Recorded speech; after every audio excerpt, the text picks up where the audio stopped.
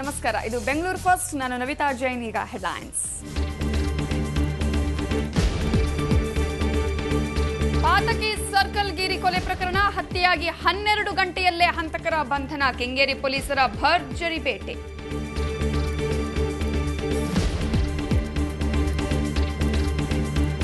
Postman ಸೋಗಿನಲ್ಲಿ ಮನೆಗೆ ಬಂದ, ರಾಸಾಯನಿಕ ಪೌಡರ್ ಎರಚಿ ವೃದ್ಧೆಯ ಸರಕದ್ದ. ಜಕ್ಕೂರಿನಲ್ಲಿ ಹಾಡ ಹಗಲೇ ಸರಗಳ್ಳನ ಕರಾಮತ್ತು.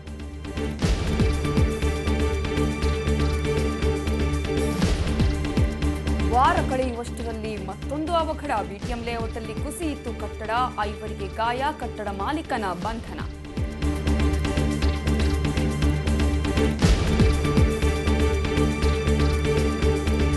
ಉತ್ತರ ಕರ್ನಾಟಕ ಉತ್ಸವದಲ್ಲಿ ರೊಟ್ಟಿ ಸ್ಪರ್ಧೆ, 30 ರೊಟ್ಟಿ ತಿಂದು 1 ಗಾಡಿ ಜೋಳ ಗೆದ್ದ ಬೆಂಗಳೂರಿನ ಭೂಪ. ಬಾಯಲ್ಲಿ ನೀರೂರಿಸಿದ 101 ತರಹೇವಾರಿ ತಿಂಡಿ ತಿನಿಸು.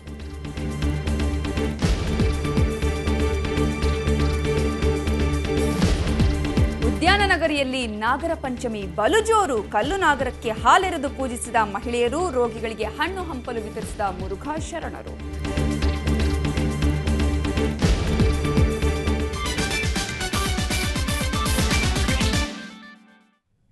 ಕೆಂಗೇರಿ ಬಳಿ ನಿನ್ನೆ ನಡೆದ ರೌಡಿ ಗಿರಿ ಕೊಲೆ ಪ್ರಕರಣ ಭೇದಿಸುವಲ್ಲಿ ಪೊಲೀಸರು ಯಶಸ್ವಿಯಾಗಿದ್ದಾರೆ. ಕೊಲೆ ನಡೆದ 12 ಗಂಟೆಯೊಳಗೆ 5 ಆರೋಪಿಗಳ ಹೆಡೆಮುರಿ ಕಟ್ಟಿದ್ದಾರೆ. ಅಷ್ಟಕ್ಕೂ ಕೊಲೆ ಮಾಡಿದ್ಯಾರು, ಯಾವ ಕಾರಣಕ್ಕೆ ಅನ್ನೋ ಡೀಟೇಲ್ ಇಲ್ಲಿದೆ. ಮೈಸೂರು ಬೆಂಗಳೂರು ಹೆದ್ದಾರಿಯ ಜನನಿಬಿಡ ಪ್ರದೇಶದಲ್ಲೇ ರೌಡಿಗಿರಿ ಅಲಿಯಾಸ್ ಸರ್ಕಲ್ ಗಿರಿ ಬರ್ಬರವಾಗಿ ಹತ್ಯೆಯಾಗಿದ್ದ. ಲಾಂಗು ಮಚ್ಚಿನಿಂದ ಗಿರಿಯನ್ನು ಕೊಚ್ಚಿ ಹಾಕಿದ 5 ಪರಾರಿಯಾಗ್ಬಿಟ್ಟಿದ್ರು. ಹೀಗೆ ಪರಾರಿಯಾದವರು ಬೆಳಗಾಗುವುದರೊಳಗೆ ಪೊಲೀಸ್ ಬಲೆಗೆ ಬಿದ್ದಿದ್ರು.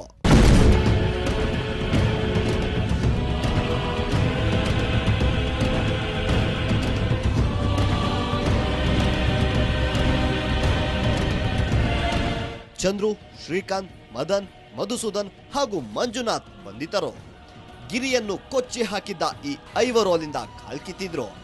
ಆದ್ರೆ ಶ್ರೀಕಾಂತ್ ನಿನ್ನೆ ಸಂಜೆ ಪೊಲೀಸ್ ಬಲೆಗೆ ಸಿಕ್ಕಿಬಿದ್ದಿದ್ದ. ಉಳಿದ 4 ಜಾಡು ಹಿಡಿದ ಪೊಲೀಸರು ಕೆಬಿ ಕ್ರಾಸ್ ಬಳಿ ಹೆಡೆಮುರಿ ಕಟ್ಟಿದ್ರು. ಈ ಒಂದು ಪ್ರಕರಣಕ್ಕೆ ಸಂಬಂಧಪಟ್ಟಂತೆ ನಾವು ACP ಕೆಂಗೇರಿ ಗೇಟ್ ಅವರ ನೇತೃತ್ವದಲ್ಲಿ ಒಂದು ವಿಶೇಷ ತಂಡವನ್ನು ರಚಿಸಿ ಈ ಕೊಲೆಯನ್ನು ಮಾಡಿರ್ತಕ್ಕಂಥ ಆರೋಪಿಗಳಲ್ಲಿ ನಿನ್ನೆ ಒಬ್ಬನ ವಶಕ್ಕೆ ತೆಗೆದುಕೊಂಡಿದ್ವಿ. ಅವನ್ನ ವಿಚಾರಣೆ ಮಾಡಿದ ನಂತರ ಇವತ್ತು ಮತ್ತೆ 4 ಜನ ಈ ಪ್ರಕರಣದಲ್ಲಿ ಭಾಗಿಯಾದಂಥ ಆರೋಪಿಗಳನ್ನು ನಾವು ಬಂಧಿಸಿದ್ದೀವಿ. ಬಂಧಿತ ಚಂದ್ರು ಕೊಲೆಯಾದ ಗಿರಿ ಸಹಚರನಾಗಿದ್ದ. 2 ವರ್ಷಗಳ ಹಿಂದೆಯೇ ಬೇರೆಯಾಗಿದ್ರು. ಚಂದ್ರು ಗುಂಪು ಸೇರಿದ್ದ ಶ್ರೀಕಾಂತ್ ಗಿರಿ ಕೆಂಗಣ್ಣಿಗೆ ಗುರಿಯಾಗಿದ್ದ. ನಿನ್ನ ತಂಗಿಗೆ ಆಸಿಡ್ ಹಾಕ್ತೀನಿ ಅಂತ ಬೆದರಿಸಿದ್ದ. ಇದೇ ಗಿರಿಯ ಜೀವಕ್ಕೆ ಮುಳುವಾಯ್ತು. ಈ ಸರ್ಕಲ್ ಗಿರಿ ಮತ್ತು ಈಗ ಬಂಧಿತರಾಗಿರ್ತಕ್ಕಂಥ ಎಲ್ಲ ಆರೋಪಿಗಳು ಮೊದಲು ಜೊತೆಗೇ ಇದ್ದರು. ಆನಂತರ ಅವರಿಗೆ ಅವರವರ ವ್ಯವಹಾರದ ವಿಚಾರದಲ್ಲಿ ಕೆಲವರು ರಿಯಲ್ ಎಸ್ಟೇಟ್ ಮಾಡ್ತಾಯಿದ್ರು, ಇನ್ನು ಕೆಲವರು ಆಟೋ ಕನ್ಸಲ್ಟೆಂಟ್ ಕೆಲಸ ಮಾಡ್ತಾಯಿದ್ರು. ಈ ವ್ಯವಹಾರಗಳ ವಿಚಾರದಲ್ಲಿ ಸರ್ಕಲ್ ಗಿರಿಗೂ ಅವರಿಗೂ ಡಿಫ್ರೆನ್ಸ್ ಬಂದು ಚಂದ್ರ ಎಂಬತಕ್ಕಂಥ ವ್ಯಕ್ತಿ ಪ್ರತ್ಯೇಕವಾಗಿ ಅವನು ಇವರೆಲ್ಲರನ್ನು ಸೇರಿಸ್ಕೊಂಡು ತಂಡ ಮಾಡಿಕೊಂಡಾಗ ಸರ್ಕಲ್ ಗಿರಿ ಆ ವಿಚಾರದಲ್ಲಿ ಇವ್ರ ಜೊತೆ ಜಗಳ ತೆಗೆದಿದ್ದಾನೆ. ಹಾಗಾಗಿ ಈ ಹಿನ್ನೆಲೆಯಲ್ಲಿ ಇವನು ನಮಗೆ ತೊಂದರೆ ಮಾಡ್ತಾನೆ ಅಂತಕ್ಕಂಥ ಉದ್ದೇಶವನ್ನು ಇಟ್ಕೊಂಡು ನಾವು ಅವನನ್ನು ಕೊಲೆ ಮಾಡಿದ್ದೀವಿ ಅಂತೇಳಿ ಅವ್ರು ತಿಳಿಸಿದ್ದಾರೆ. ಒಟ್ನಲ್ಲಿ ಹಾಡು ಹಗಲೇ ಮಚ್ಚು ಲಾಂಗು ಜಳಪಿಸಿ ಜನರಲ್ಲಿ ಆತಂಕ ಸೃಷ್ಟಿಸಿದ ಖತರ್ನಾಕ್ ರೌಡಿಗಳು ಈಗ ಜೈಲು ಸೇರಿದ್ದಾರೆ.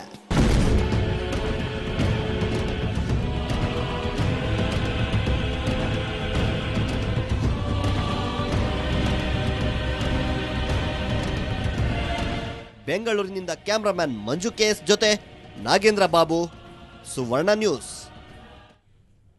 ಬೆಂಗಳೂರು ನಗರ ಒಂಟಿ ಮಹಿಳೆಯರ ವಾಸಕ್ಕೆ ಸುರಕ್ಷಿತ ಅಲ್ಲ ಅನ್ನೋದು ಮತ್ತೆ ಮತ್ತೆ ಸಾಬೀತಾಗ್ತಾ ಇದೆ. ಹಾಡ ಹಗಲೇ ಪೋಸ್ಟ್ಮ್ಯಾನ್ ಸೋಗಲ್ಲಿ ಬಂದ ದುಷ್ಕರ್ಮಿಯೊಬ್ಬ ಚಿನ್ನಾಭರಣ ದೋಚಿ ಪರಾರಿಯಾಗಿದ್ದಾನೆ. ಆ ಖದೀಮನ ಕಾರ್ಯಾಚರಣೆ ಹೇಗಿತ್ತು ಅನ್ನೋದನ್ನ ತೋರಿಸ್ತೀವಿ, ನೀವೇ ನೋಡಿ.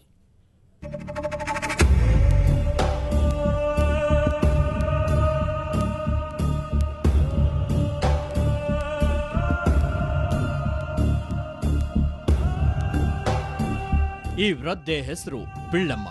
ಅಮೃತಹಳ್ಳಿ ಠಾಣಾ ವ್ಯಾಪ್ತಿಯ ಜಕ್ಕೂರು ನಿವಾಸಿ. ಪತಿ ಮಕ್ಕಳು ಕೆಲಸಕ್ಕೆ ಹೋದ ನಂತರ ಮನೆಯಲ್ಲಿ ಇರ್ತಿದ್ದದ್ದು ಪಿಳ್ಳಮ್ಮ ಒಬ್ಬರೇ. ಶನಿವಾರ ಮಧ್ಯಾಹ್ನವೂ ಪಿಳ್ಳಮ್ಮ ಮನೆಯಲ್ಲಿದ್ದರು. ಈ ಸಮಯದಲ್ಲಿ ಮನೆಗೆ ಬಂದ ಯುವಕನೊಬ್ಬ ಚಿನ್ನ ಬೆಳ್ಳಿ ಪಾಲಿಶ್ ಪುಡಿ ಖರೀದಿಸುವಂತೆ ದುಂಬಾಲು ಬಿದ್ದ. ಆದರೆ ಇದಕ್ಕೆ ಅಜ್ಜಿ ಒಪ್ಪಲಿಲ್ಲ.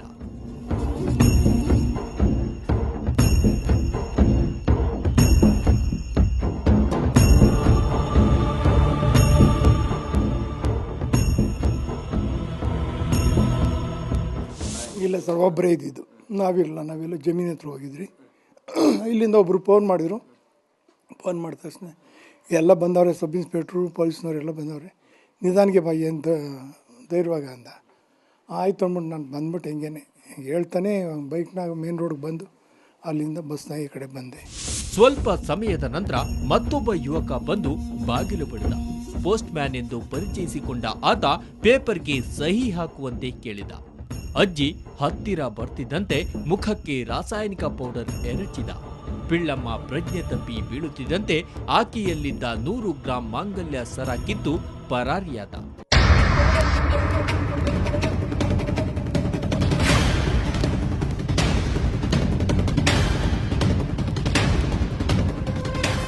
ಒಂದು ಗಂಟೆಯ ನಂತರ ಪಿಳ್ಳಮ್ಮನ ಮಗಳು ಮನೆಗೆ ಬಂದಾಗ ಘಟನೆ ಬೆಳಕಿಗೆ ಬಂದಿದೆ. ಜನ ಒಂದು ಇಷ್ಟುಂಬ್ಲ ಪೇಪರ್ ತಗೊಂಡು ಪೆನ್ಸಿಲ್ ಒಂದು ಇಟ್ಕೊಂಡು ಎರಡನೇ ಒಂದು ಬಂದು ಕೇಳಿದೆ,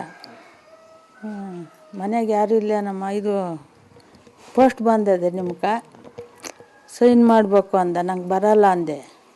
ನಿನ್ನ ಹೆಸ್ರು ಕೇಳಿದ್ರು, ನನ್ನ ಹೆಸ್ರು ಹೇಳ್ದೆ ಅಷ್ಟೇ. ಅವನು ಸರ ಕಿತ್ಕೊಂಬಿಟ್ಟು ಅದೇನೋ ಊದಿ ಹೂಬಿಟ್ಟ, ಸರ ಕಿತ್ಕೊಂಬಿಟ್ಟ ಉಬ್ಬಿಟ್ಟು ಅಲ್ಲಿ ಬಿದ್ದೋದೆ. ಸರ ಕಳೆದುಕೊಂಡ ಪಿಳ್ಳಮ್ಮ ಅಮೃತಹಳ್ಳಿ ಪೊಲೀಸ್ ಠಾಣೆಯಲ್ಲಿ ದೂರು ದಾಖಲಿಸಿದ್ದಾರೆ. ಬೆಂಗಳೂರಿನಲ್ಲಿ ದುಷ್ಕರ್ಮಿಗಳಿಗೆ ಒಂಟಿ ಮಹಿಳೆಯರೇ ಟಾರ್ಗೆಟ್ ಆಗ್ತಿದ್ದಾರೆ. ರಸ್ತೆ ಬದಿ ಸರ ಕಸಿಯುತ್ತಿದ್ದವರು ಈಗ ಮನೆ ಬಾಗಿಲಿಗೆ ಬರ್ತಿದ್ದಾರೆ. ಆದರೂ ಪೊಲೀಸರು ಯಾಕೋ ಎಚ್ಚೆತ್ತುಕೊಂಡಂತೆ ಕಾಣ್ತಿಲ್ಲ. ಕ್ಯಾಮ್ರಾಮನ್ ವೆಂಕಟ್ ಜೊತೆ ರಮೇಶ್, ಕ್ರೈಮ್ ಬ್ಯೂರೋ, ಸುವರ್ಣ ನ್ಯೂಸ್. ಕೆಂಗೇರಿ ಕಟ್ಟಡ ಕುಸಿದು ಇನ್ನೂ 1 ವಾರ ಆಗಿಲ್ಲ. ಅಷ್ಟರೊಳಗೆ ಬಿಟಿಎಂ ಲೇಔಟ್ ಅಲ್ಲಿ ಅಂಥದ್ದೇ ಮತ್ತೊಂದು ಘಟನೆ ನಡೆದಿದೆ. 3 ಅಂತಸ್ತಿನ ನಿರ್ಮಾಣ ಹಂತದ ಕಟ್ಟಡ ಧರೆಗುರುಳಿದೆ. ಸೆಂಟ್ರಿಂಗ್ ಕುಸಿದು 5 ಕಾರ್ಮಿಕರು ಗಾಯಗೊಂಡಿದ್ದಾರೆ.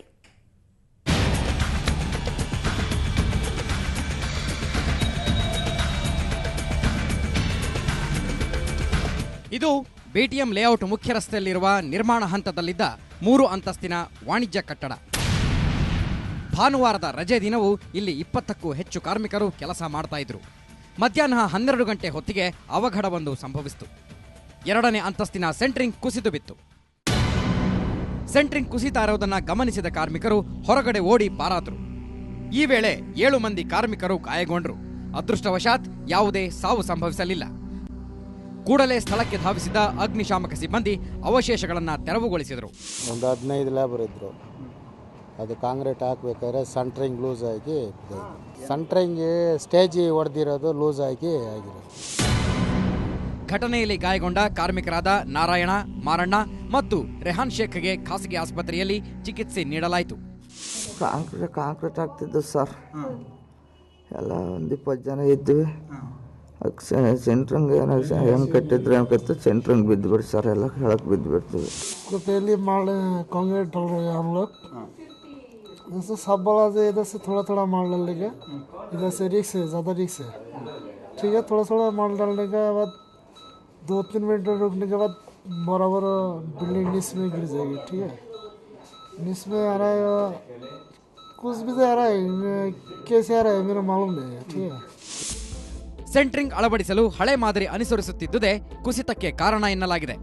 ಕಟ್ಟಡದ ಮಾಲೀಕ ರಹೀಂನನ್ನ ಬಂಧಿಸಿರುವ ಪೊಲೀಸರು ಹೆಚ್ಚಿನ ವಿಚಾರಣೆ ನಡೆಸಿದ್ದಾರೆ.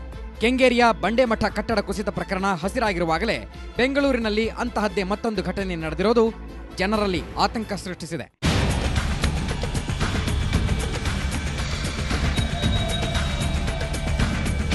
ಬೆಂಗಳೂರಿನಿಂದ ಕ್ಯಾಮರಾಮನ್ ಗಿರೀಶ್ ಜೊತೆ ವೆಂಕಟರಮಣ್, ಸುವರ್ಣ ನ್ಯೂಸ್. ಈಗೊಂದು ಚಿಕ್ಕ ಬ್ರೇಕ್ ಆದ್ಮೇಲೆ ಮತ್ತೆ ಬೆಂಗಳೂರು ಫಾಸ್ಟ್.